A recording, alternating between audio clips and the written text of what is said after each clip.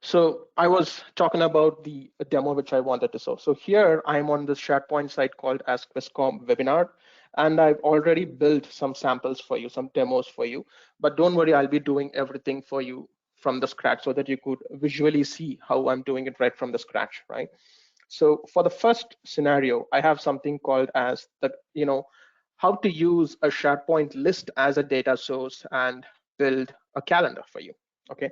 Now let me talk a bit about the data source that I have. I have something called as the EUC project calendar. Okay.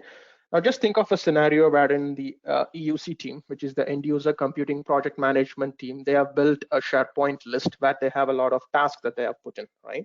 And then they also have a team birthday calendar, which is nothing but a SharePoint list as well. Now they want to take advantage of the calendar plus app from Quizcom, and they want to display this information on a beautifully looking view. Okay, that's what we are going to do in this first demo here. For this, let me go here and I'll try to get rid of this and I'll build it from scratch for you.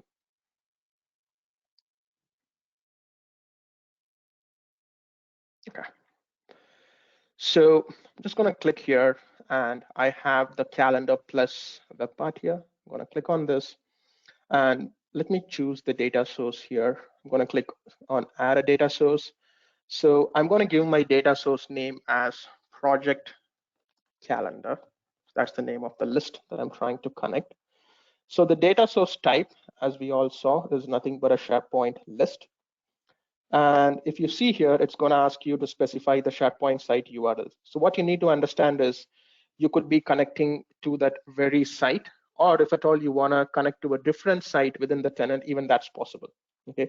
Now I'm going to choose this specific site, and then it's going to ask you to specify the SharePoint list. I'm going to choose EUC project calendar. Okay.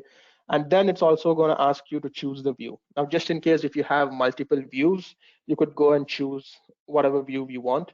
Here I have a couple of views. I'm going to choose the brief info, which has a detailed information of all the project related contents.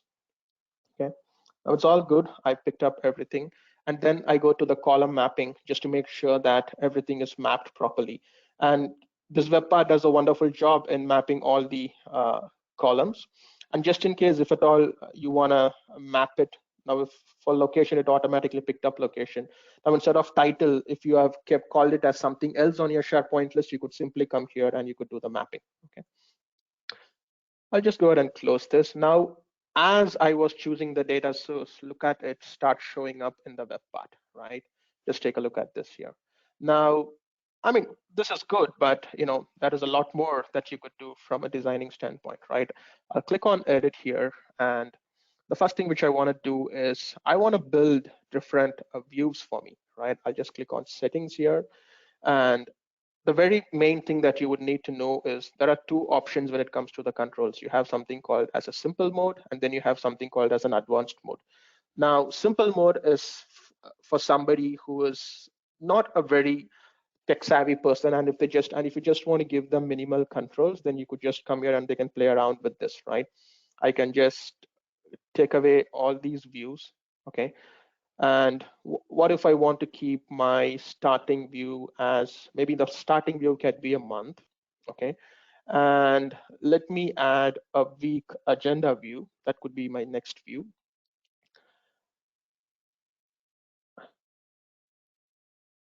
Month, I'll keep a week agenda. Then I'll keep a day list view. And then finally, I would keep a month view, right? And then you also get an option to choose whether you want to show only business days, right? I can turn this on. And you also have an option to enable the time zone support, right? What if you're a global team and you have members scattered across different locations, right? And you want your team members to see the content on their own time zone. For that, you have this option. I'll go ahead and enable this, right? And I'm just going to click on publish. Right now, what I've done here is I've created multiple views. Now I have a week view, where in every week, if I want to see what are the tasks that I want to work with, I can come here and see it. And if I want to focus only on that very specific day, like what are the tasks that I want to focus on, I could do that. Or if I want to take a look at the complete month also, I could do that. Okay. Now, this is just using one list, right? But maybe I want to add some more content also, right? I want to have this web part talking to one more data source. For that, let me click on this, and you see an option here which says add. I'm going to click on this. I'm going to call this as the birthday calendar. Okay. So once again, I'm going to choose the data source type as a SharePoint list, and the list which I want to connect to is on the same site. And the SharePoint list that I want to connect to is nothing but the team birthday calendar. Okay. All right, rest everything else looks good. I'll click on connect, publish. Now, as you could see, it is displaying the information from two different data sources here, right? Now, I want to do some more customization here because I don't want all the events showing up in the same color. I really want to get fancy and make it look even more better so that I can identify the events in my calendar. So for this, I'm gonna, you see a lot of options here, right? So the way Criscom has designed this for each and every single control, you have a settings gear. Okay, just click on this. And if I want to control things for filtering, I could go ahead and click on the settings gear. And if I want to, control this, I can go ahead and click on the settings button. Now I would like to add some more formatting for this. I'm going to click on this plus button here. I'll click on the advanced mode. I'm going to click on this press button, and I'm going to click on conditional formatting. So this allows me to give some more formatting based on certain conditions, right? So the first thing that I want to do is I want all the birthday items within my calendar to be represented in a different color so that it's quite easy for me to identify the birthdays as I'm viewing it. Okay, I'm going to click on this. I'm going to choose a birthday icon. I have the cake. And then from a color standpoint, I'm going to choose black. When I say black, this is the color for the alphabets like this. And then I'm going to choose the background color. I'm thinking of giving yellow for the birthdays. Click on this. Now, as I choose it, just see everything turned out to become yellow because I still haven't specified the condition, right? I'm going to call this as birthdays, and I'm going to specify the condition like this. I'm going to say the list title. And if you could have seen my data source, my list was called as team's birthday calendar, right? I'm going to say when it contains the name birthday, that's all. Let me click on apply, and I'm going to say save and close. And as I did it, you could see that all the birthday events have picked up a different color, and the remaining events have picked up the blue color. Okay, and I want to do some more customization here. Maybe I want to put in my local time. Now I'm based in India, so I want to keep this as my, I want to keep this time. And if at all you have team members from different time zones, you could add some more, time zones also, so that each person gets to view the events that are scheduled here on their own time zone. All right, so what else can I do here? Right, maybe do I want to go ahead and give in some more search controls?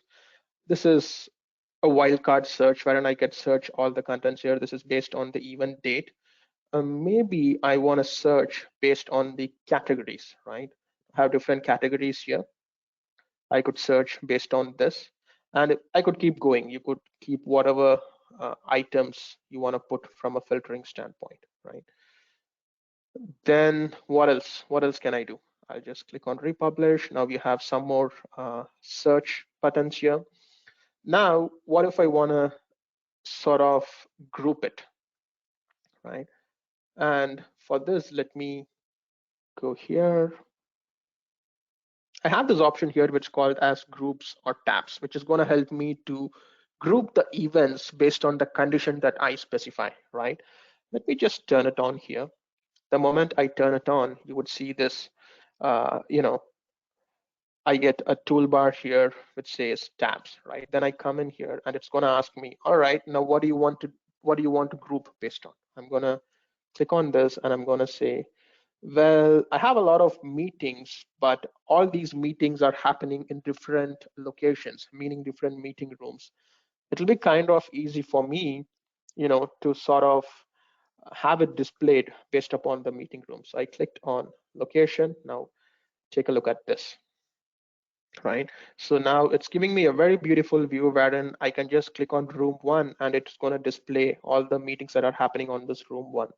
And room 2 is all about the meetings which is happening on room 2. And if at all I have anything virtual, it's going to display that as well, right? It's all about having your data source, your SharePoint list, wherein it has all these columns, and I'm just trying to call it there, and I'm rendering it beautifully.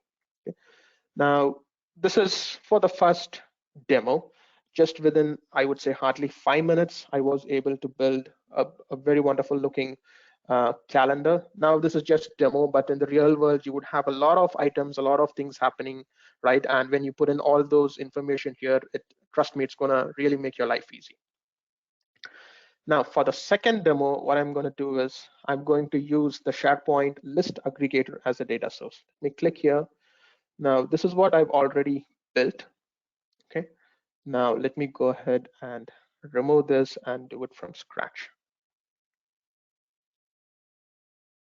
Okay. Now, let me talk about the data source, what I'm trying to use here. Now, what I want to do is, as the name itself says, right, it is an aggregator, which means it's going to help to aggregate data from different data sources, and it is going to help to display the information, right? Because in a SharePoint site or within a company, right, you could be having so much project information that is going on, right? Now, for this very focus here, if we are talking about EUC, that could be so many projects which are running on EUC. And what if you want to have one single web part which can pull data from different lists and it can beautifully render it here? Now, would you really want to go and specify each and every single data source, or you just given a keyword and the web part does the job of going and searching that information and it renders for you here, right? Now, that's what we are trying to do here. For that, I have two lists. I have something called as the EUC project calendar, and then I also have something called as the EUC task list. Okay. Now, what I'm planning to do is I want to aggregate data from these two lists, and I want to have it displayed on the calendar plus web part. Now, let's see that in action. For this, let me go here. I'm going to click on edit. Let me once again add the calendar plus the part. I want to choose the data source. So I'm going to call this as project calendar. Okay. The data source type, I'm going to choose this time I'm going to choose SharePoint list aggregator. It's once again going to ask me what is the SharePoint site URL. Of course, since it's the current site, you could leave it, or if at all you want to connect to a different site, you could do that as well. SharePoint list, I'm going to choose EUC task list. And now you get one more option which says, hey, specify the aggregation scope, right? Now, what is that scope that you want to define so that I can go looking for information, right? I'm going to click on this. I'm going to give it a friendly name. I'm going to call it as EUC. Now, what is the aggregation scope? What this means is, do you want me to go and look content across the site collection, or is it only within this specific site or within this specific site and subsite, right?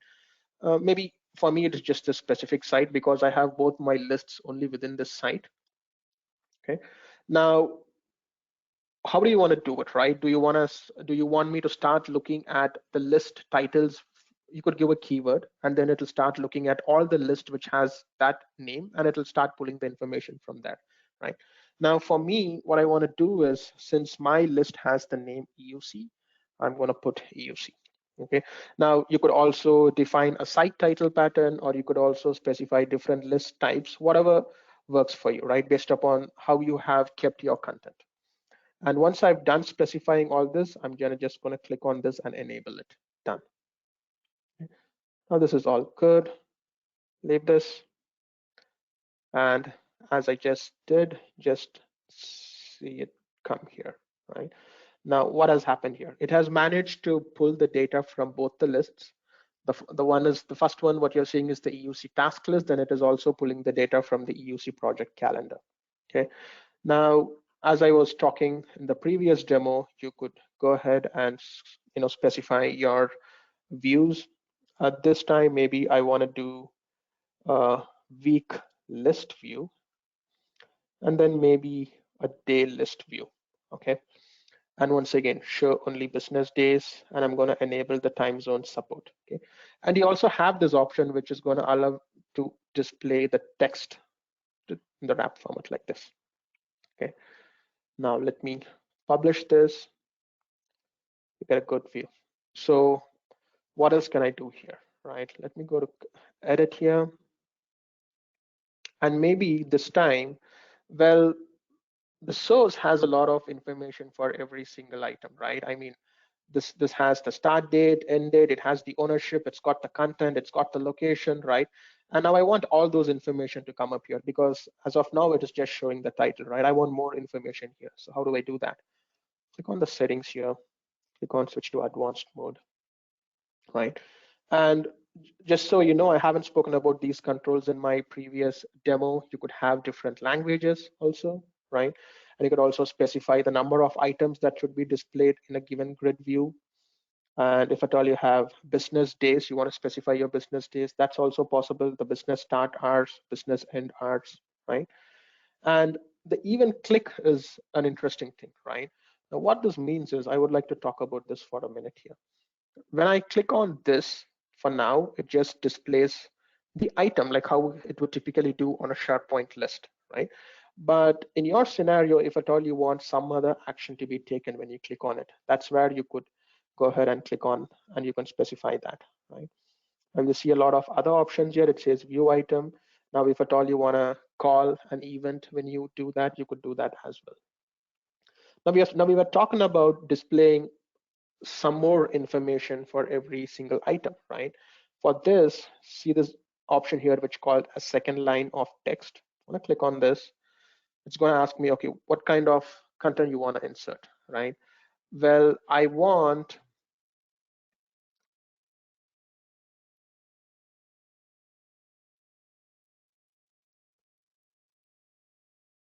sorry, it should be this. I want categories to be what kind of category that comes under, right? I wanna specify this. And maybe I also wanna specify who the task is assigned to. That will be uh, something which I would be interested upon. So it started showing who the task is assigned to, and what else. Now, as I was showing, this was a simple list, but in real world, you could have a lot more contents, and you could start displaying all of them, right? I just click on, yeah, republish. Here you go. You see the assigned to, and you could keep specifying a lot more information here. Okay. Now, let me click on edit here. I want to do a bit of a coloring, which I did in the past. I want the items to be displayed in different colors. For that, once again, as I was showing in the beginning, I could do a conditional formatting here. I'm going to choose conditional formatting and click on this. And I'm going to pick a task kind of an icon so that this looks more task oriented. Color, choose black. Background, I'm going to give it a green this time. Okay. Yeah, I'm going to call this as tasks. From a condition standpoint, what is the condition that I want to give? I'm going to say the list title contains task. Yep, save and close, republish. Okay, now this is looking even more better. Now I have different colors. So my task has a different color, and my meeting items, they have a different color. It's quite easy for me to identify. And if I go for a week view, I'm getting more of a list. This is quite easy for me. On a weekly basis, I can come and see what are the tasks and who is the owner for that particular task, and what are the meetings are there. And even if I want to go for the day view also, I could start looking at that. Okay. And if at all you want to add some more filters also, you could very well do that. Now, this time I want to add, once again, a category. Maybe I would do it based on assigned to, yeah, right? And then I can search based upon who the task has been assigned to, right? And if I want to default a particular person, now say for instance, just Ligu, right? And when I save, I can keep this view for everyone or only for me, right? Totally, you could keep customizing it to whatever works for you. You could do that, right? I'm going to say only for me, right? I don't want everybody seeing this view. All right, perfect. And if at all this is not working, you could just remove this. Now, this is what you could do with the SharePoint list aggregator. So as I was saying in the beginning, with the list aggregator, you specify the scope, and based on the scope that you have defined, it'll start fetching information. It could be something as simple as the name of a list, or it could be something as simple as the site name, or it could be something like the type of list that you have. In our scenario, I just picked the word EUC because both my lists has the name EUC. Now for my third demo, what I want to do is, we've been dealing with SharePoint list as a data source for now. Now, let's try to make use of the Graph API. Now, for those who don't have an understanding of what Graph API is, just think of it as an endpoint, which is going to help you to connect. It has access to all your Microsoft 365 sources. It could be your emails, it could be your files, it could be your calendar items, it could be your meetings, right? And the moment you connect that API with any third-party tool, what happens is you could display all your information on this third-party tool. Now, that's how Microsoft has kept it as. Just think of it as an endpoint that you can hit and you can grab all the information you need. Okay. Now, this is what I've managed to build using the Graph API data source. As you could see, this is my personal calendar, and then I also have a group calendar. And finally, I'm also displaying a shared calendar, everything within one single page. Right. Now, let me go ahead and do this from scratch for you.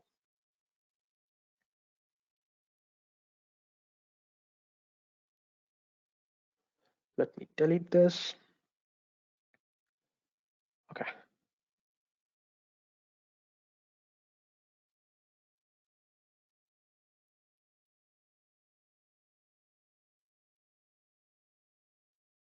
Gonna choose the calendar plus.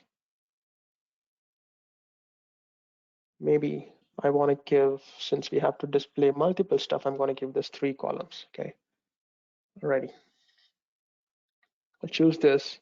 I'm going to add my first data source. So this time, first I want to display my calendar. Okay. And let me also show you quickly what my calendar looks like as of now, because this time we want to connect to the calendar as a data source, right? And I'm going to take a look at my calendar. I have a lot of events which are displayed here. I have repeated items like this. Just remove this. So this is my personal calendar. I have a lot of meetings, a lot of tasks that has been scheduled here, and you could also see some vacation, which is also scheduled here, right? And then I have a calendar which has been shared with me by one of my peer, right? Her name is Adelvins, and that calendar I can also see that here. And then I'm also part of a group called as QuizCom webinar. And there are some events which has been scheduled in that group calendar. Even I can see all this information here. Now, the goal here is I want to display all this information in the Calendar Plus app so that I don't need to come to my calendar and click on 3 different places to look at the information that I need. Click here, calendar, data source type. Now, this time I'm going to choose the Graph API. Okay. Now, here we have, now this is where QuizCom comes in really handy. They have done a wonderful job in loading all the graph examples for us, right? Now, I'll just click on my calendar. It automatically, just take a look at the moment I just clicked on my calendar, it was able to pull it up and it started. Just give me 1 minute. A little bit trouble there with the layout that I choose. Let me get rid of this first, and I'll do it so that we have enough real estate here. Calendar plus, I'll click on configure data source, add a data source. The data source name, I want to call it as my calendar. Data source type is nothing but graph API, and I can click on this load graph example. So for the first thing, I want to load the events scheduled on my calendar. Right now, as I click on it, you could see that it started quickly pulling all the information from my calendar, right? And it has all the information here, the column display settings. It has also done a wonderful job in automatically mapping all the columns here. And if at all you want to do the mapping by yourself, if at all you want to have it differently, you could also do that. Okay, click on this, and I'm just going to say republish. Okay, now I have a lot of information in here, right? Now, let me start applying some filters like I was doing in the previous demo so that it's quite easy for me to identify the events in my calendar. So for the first thing, I want to click on this, and let me add a conditional formatting here. Okay, now the first formatting which I want to do is for vacations. I want vacations to be displayed differently. I'll choose this color. I'm going to give it a black color, and the background vacation, I'm going to choose a yellow. Okay, and I'm going to call this vacations. Now the condition that I want to specify for this is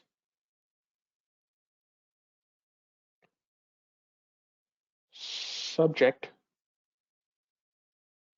contains vacation. Apply. Yeah, save and close. Now you could see all my vacations have started representing in a yellow color, right? Now this is good. Now what else? What else do I want to do? Now I have a lot of daily catch-up meetings, right? Of course, I have some weekly meetings and I have some daily catch-up meetings. What could I do about the daily catch-up meetings? Let me try to have this represented in a different color. Once again, the same way of doing things. And this is what is really best about this product, wherein you just do it on one place, then you get quite comfortable with that, and you could start doing it in all the other places. So I'm gonna, since this is all the daily catch-up meeting, just do it like this. Color, maybe this time I want to give it an orange. Let me do this. This is for the letters, and the background color, I want to give it an orange. Okay, and I'm gonna say this, call this as daily catch-up. Okay, and the condition that I want to specify is, you might have already guessed it by now. I'm gonna call it as subject contains daily catch-up. Apply, save and close. Voila. All right, perfect. Now this is getting a little bit more better. And once again, if at all you want to have different views, you could have a week view, you could have a day view, right? And you could keep going on, right? If at all you want to put in a different, filter for the different items that you want to do, you could go ahead and do that. I just don't want to repeat the same thing again and again. I believe by now you might have got the idea, right? And if you want to put some more filter, maybe for organizers, you could put that filter, right? You could choose based upon the organizers, and if at all you want to put it for some location, there are so many such filters that you could start putting in here, which could display a lot more. It could, which could give you a better filtering process. I'll click on republish. Now this is my personal calendar. Okay. Now how do I display my group calendar? For this, let me try to edit this page again, and I'll try to add one more section here.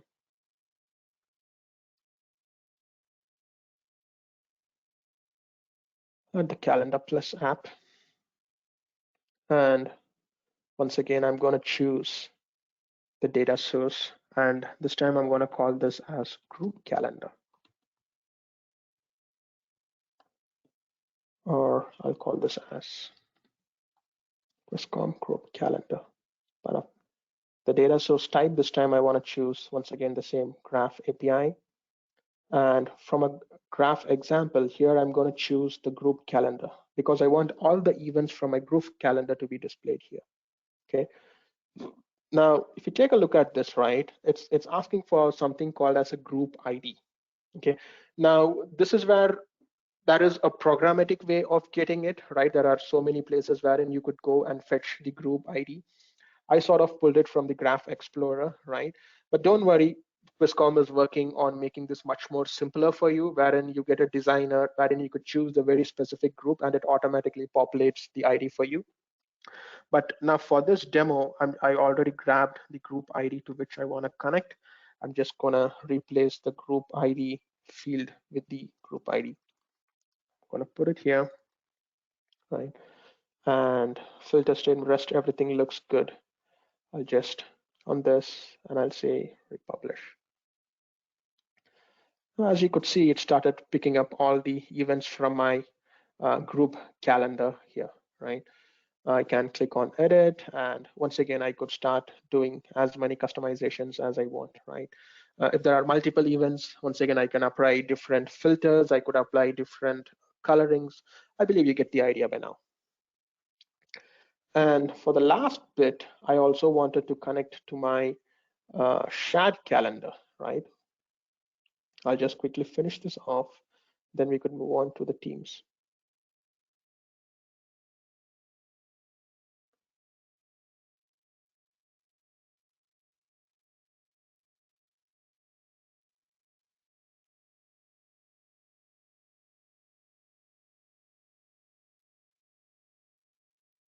Click here. I'm going to click calendar plus. This time, once again, the same data source. I'm going to call this as shared calendar. Data source type, I'm going to choose, once again, graph API, load graph samples. I'm going to say user shared calendar.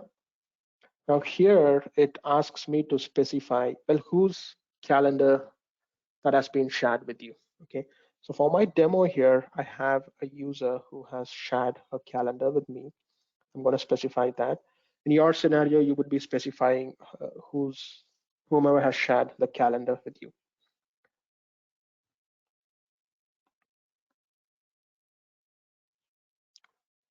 Perfect. Yeah, there you go. Republish. And just like that, it also started to pull in all the information from here itself. Okay. So yeah, so as you could see, just within few minutes, I was able to display all the calendars. You have my own personal calendar, then I also have the group calendar here, and then I also have the shared calendar. Okay. Now this is what you could do with using Graph API as a data source. Now let me go back to my presentation here. I'll click on this. Right. So we also spoke about, I also want to show how you could use or integrate this with Microsoft Teams, right? Because we don't spend all our day within SharePoint, right? Because now Teams is a big product everywhere. Everybody spends most of their day in Microsoft Teams. So let's take a quicker look on how you could have the Calendar Plus app within Microsoft Teams also. For that, I'm going to click, I'm on this team called as Quizcom Webinar. I'm going to click on this Add a tab. I have this, let it come up. I have the data view plus app here. I'm going to click on this. I don't want to post to channel about this tab. I just click on save. There you go. Once again, it's exactly the same way how you did it within the SharePoint site. I'm just going to click on the data source. I'm going to choose the calendar plus web part data source. I'm going to choose the project calendar. Remember the very first demo that I did. Let me try connecting to the same data source. SharePoint list. I'm going to choose the UC project calendar. And that's it. You could just start seeing it displaying all the information here, right? And if at all you want to, you could just rename this and call it as project calendar. Save. Perfect. Now you could see that it also started showing up within Teams. It's exactly the same way I did within SharePoint. It's just that it's on a different channel now. It's not within SharePoint. All right. So let me get back to the presentation here. Right. So there comes a question about, is there anything that I'm supposed to do from a configuration standpoint so that it starts showing up on Teams? Yes, but this is typically for the admins. You don't need to bother about this, right? On the SharePoint App Store, the admin has to go and click on the specific app, and he just needs to click on this button which says sync to Teams. The moment that is done, the app will start showing up on Microsoft Teams also. Then you as an end user can start using that app. It's exactly the same way which I added now, and you can start having this app within Microsoft Teams also. Okay. Now, that's all I have from my end. You've been wonderful audiences. So if at all you have any questions, now would be the time to put that in the chat. Thanks a lot.